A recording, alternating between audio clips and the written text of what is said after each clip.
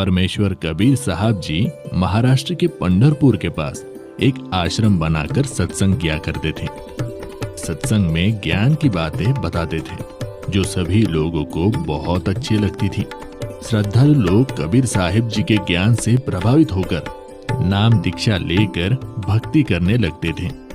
धीरे धीरे उनको भक्ति करने से बहुत से चमत्कार भी होते थे। कबीर साहब जी के सत्संग समागम में लोग बड़ी उमंग से आते थे।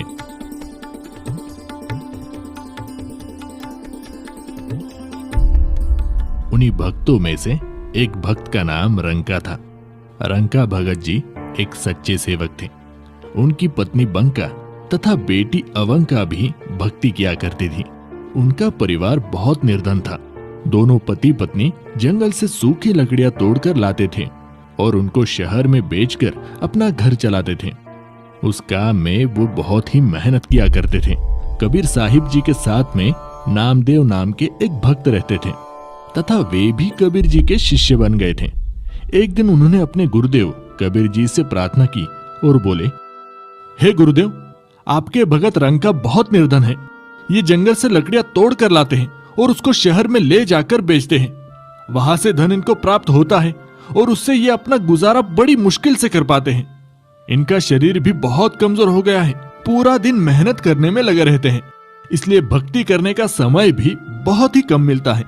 इनको कुछ धन प्रदान कीजिए ताकि इनका निर्वाह ठीक से हो सके। कबीर साहिब जी ने कहा, भक्त नामदेव, मैंने इनको धन देने की बहुत बार कोशिश की, परंतु ये लेते ही नहीं। हे गुरुदेव, आप फिर से धन दीजिए, ये अब की बार अवश्य लेंगे। बड़े दुखी है दोनों। ठीक है बेटा, समय आने दो। एक दिन रंका और बंका रोजाना की तरह जंगल से लकड़ियां सिर पर लेकर आ रहे थे। जिस रास्ते से वे दोनों आ रहे थे तो कबीर जी अपने शिष्य नामदेव जी को साथ लेकर उसी रास्ते पर आ गए।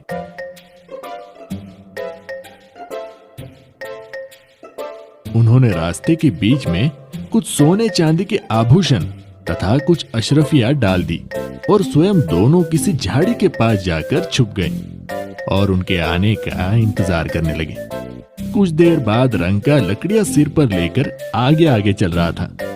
उनकी पत्नी बंका भी पीछे पीछे लकड़ियां लेकर आ रही थी। अचानक रंका की नजर नीचे पड़ी। उसने देखा कि सोने चांदी के आभूषण तथा अशरफियां पड़ी हुई है। अरे, इस घने जंगल में ये किसका धन गिर गया है? यहाँ तो कोई भी आसपास दिखाई नहीं दे रहा है।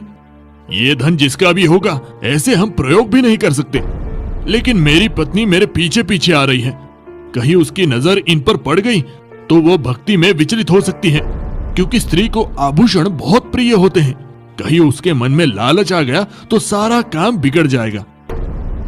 ये विचार करके सारे धन को छुपाने के लिए उस पर पैरों से मिट्टी डालने लग गया। बंका की नजर अपने पति की गतिविधियों पर पड़ी तो उसे बात समझते देर न लगी और दूर से ही कहने लगी, चलो चलो भगत जी, मिट्टी पे मिट्टी क्यों डाल रहे हो?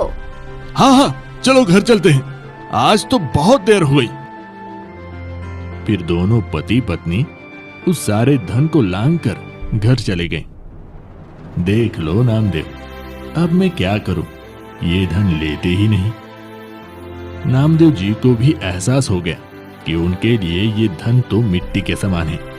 वास्तव में धन तो राम नाम की भक्ति का धन होता है जो कभी भी नष्ट नहीं होता। ये इतना निर्धन होते हुए भी भगवान के दिए में खुश थे। अपनी कोई इच्छा नहीं रखते, केवल भक्ति को आधार बनाकर अपनी जीवन यापन कर रहे हैं। ये वास्तव में परम भक्त हैं।